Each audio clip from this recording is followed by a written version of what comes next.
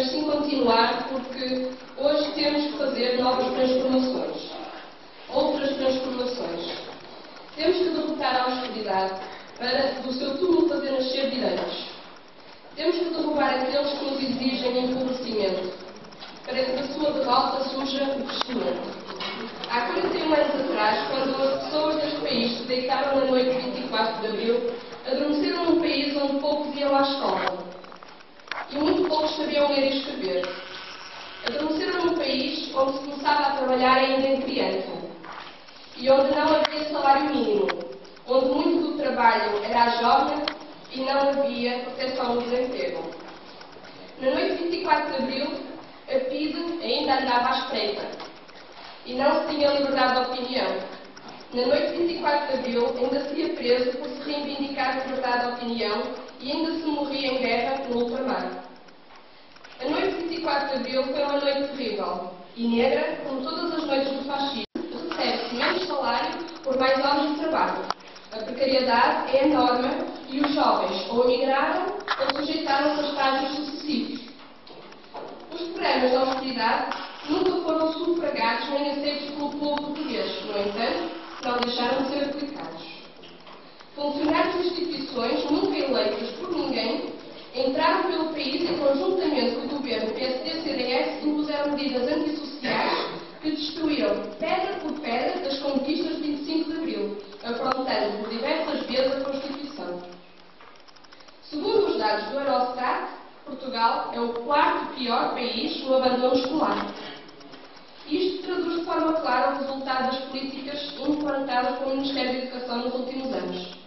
Nas escolas faltam auxiliares de educação, faltam professores, falta dinheiro para colocar em cargo de Estado, que disse que naquelas imagens apenas via pessoas bem instaladas.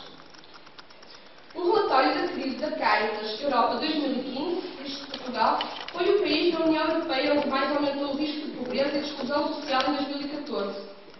Entretanto, existem 10 mil novos milionários por ano em Portugal. A riqueza está cada vez mais concentrada nas mãos de uns poucos e o dinheiro que sobra a alguns falta a muitas famílias. Cresceu como um buraco de milhares de milhões de euros para ser pago pelos portugueses. O BES, banco que controlou inúmeros ministros ligados ao PS-PSD, estourou no verão passado e poderá custar 4 mil milhões de euros de forma direta ao Estado. Neste país, afundaram-se as finanças públicas para socorrer os bancos dos excessos do regime. Sacrificaram-se vidas de trabalhadores, porque alguém tinha que pagar essa fatura. O clima de podridão e de desconfiança atinge patamares inaceitáveis. Lamentar as ausências nesta Assembleia que nos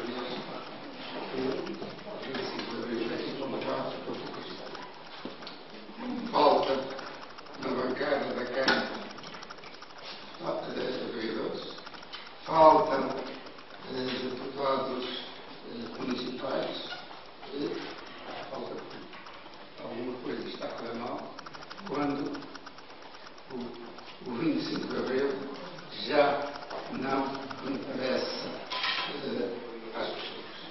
Isto é um mau mensagem.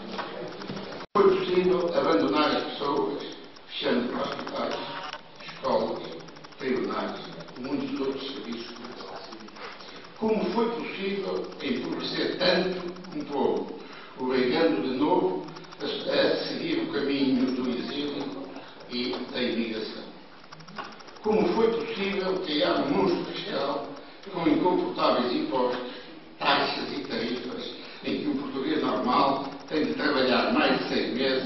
para entregar ao Estado o que é exigir. Como foi possível desprezar e desumanizar tanto o trabalho em Portugal, transformando num objeto desvalorizado a ser descartado o mais cedo possível? As propostas do PCP. Desde a primeira hora, o PCP previu estes desastres sociais, alertou para as consequências das más decisões que estavam a ser tomadas, propôs outras soluções e outros caminhos. Só na Assembleia da República apresentou milhares de propostas que foram desvalorizadas e recusadas.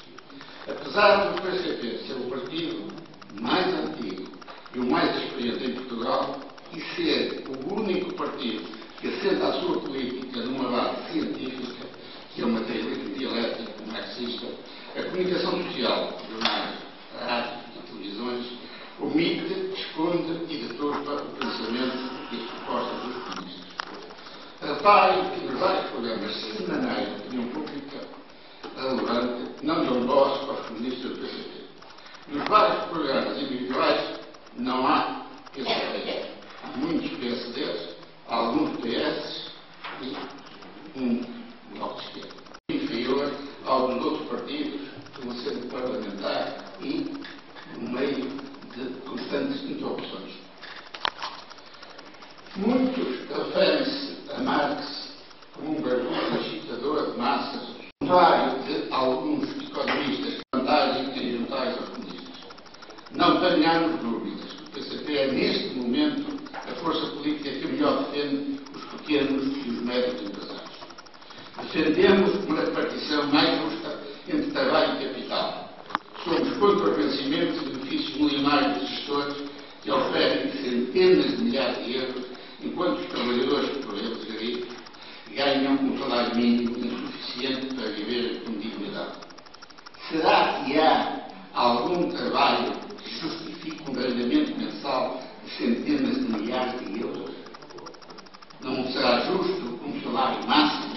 Não será justo que, como para qualquer empresa ou serviço, o vencimento mais elevado não possa ultrapassar 50 vezes o salário mais baixo a limpar da parte?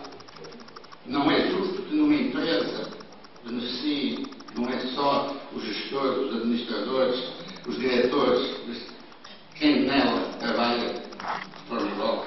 Nas palavras de António Julião, e para isso usamos o conceito de uma sociedade de camaradas. Palavra que, sem razão, assusta muita gente. Mas podem usar os seus sinónimos. Podem chamar-nos companheiros, podem chamar irmãos. De que têm medo, ouçam e ponderem sempre o conceito das propostas do PCP. Os comunistas sozinhos não são suficientes para construir este sonho de uma sociedade mais justa, mais humana, mais digna, onde não haja seres humanos a escravizar outros seres humanos. Sr. Presidente da Assembleia Municipal, recentemente, uma coisa. Por vezes, tem sempre a tentação de celebrar os números redondos. É o 40º, as bodas depois do ouro, o diamante e por aí fora. Ainda bem que nós, todos os anos, e deveria ser todos os dias, celebramos o 25 de Abril. E nada melhor do que começar a celebração do 25 de Abril com as palavras de Sofia e aquele sentimento que ela teve no dia 25 de Abril. Esta é a madrugada que eu esperava, o dia inicial inteiro e limpo, onde emergimos da noite e do silêncio. E livres, habitamos a substância. Quando aconteceu um facto inédito na altura. Um pai veio à escola e espreitou pela porta da sala de aula para saber do seu filho, que por acaso era o meu companheiro de carteira. Foi o primeiro sinal que eu tive naquele dia de que algo diferente se passava. Qual o motivo desta inesperada visita? Afinal, era um golpe de Estado, rapidamente transformado numa revolução. As vontades de José Mário Branco, Chico Buarque e o Álvaro Construção. Também via nesses instantes livros proibidos, desde as ilustrações de Vilhena, a antologia da poesia portuguesa erótica e satírica, coordenada pela Natália Correia, passando pelos escritos políticos de Mário Soares e a ideologia alemã de Karl Marx e Freire. Usai esse direito precioso para assegurar que as trevas do passado nunca voltem. A liberdade trouxe a democracia. A democracia significou direitos. Nenhum destes direitos foi concedido. Todos foram conquistados. Foi um processo difícil, caótico, com avanços e recuos, que durou muito mais do que alguns anos. Em bom rigor, é um processo que continua em curso. Flexibilizando o despedimento individual, diminuindo o valor das indemnizações, reduzindo o valor específico de desemprego e o seu tempo de duração. Um modelo económico baseado na mão de obra qualificada, mas mal paga, com empregos precários e não inovadores, com trabalhadores temerosos e nada motivados. Um Sistema Nacional de Saúde ameaçado e encurralado com sucessivos cortes, com hospitais em ruptura e onde reaparecem doenças e epidemias há muito erradicadas. Por isso não é de estranhar que Portugal tenha voltado aos níveis de pobreza e exclusão social de há 10 anos. Agora, como em 2003 ou 2004, uma em cada 5 pessoas é pobre. 2 milhões de portugueses. A desigualdade na distribuição de rendimentos agrava-se. A taxa de privação material cresce. Há mais pessoas em risco de exclusão social. Mais crianças pobres. E quem é mais pobre está mais longe de deixar de ser. Afinal, os adiais de... Hoje celebramos mais uma vez o 25 de Abril.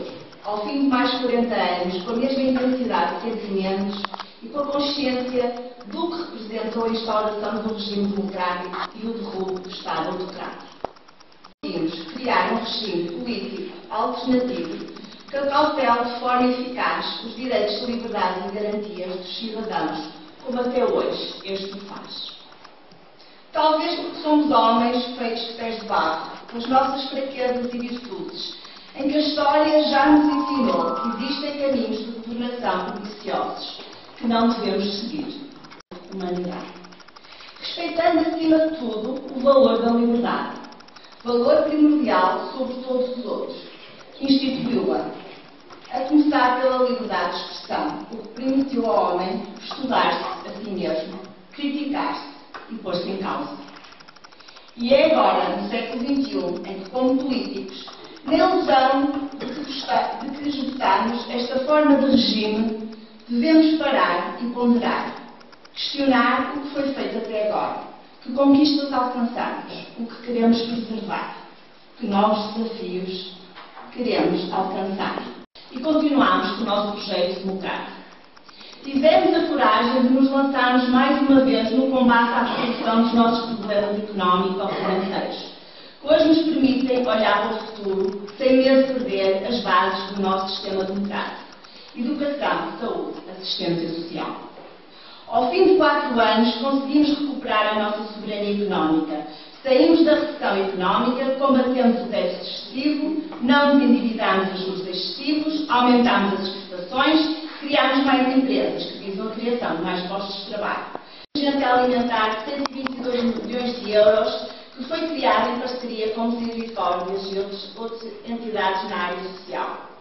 Mas o grande sinal de preocupação deste governo com os mais desfavorecidos foi aplicar medidas que visam o aumento das reformas mínimas e das reformas mínimas morais, bem como o aumento do salário mínimo nacional.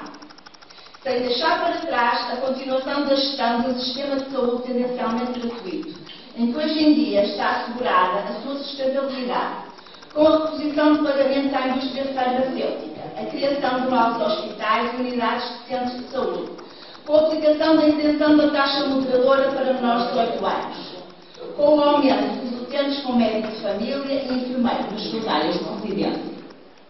As preocupações de uma boa governação também estiveram presentes na área da educação, com a aposta na formação mínima obrigatória de jovens ao nível do 12º ano, com a aplicação de medidas de combate ao abandono escolar, constituindo estas medidas um sinal de preocupação deste governo com a necessidade de apostar no ensino público e melhoramento das condições dos jovens estudantes para a sua inserção no mercado de trabalho.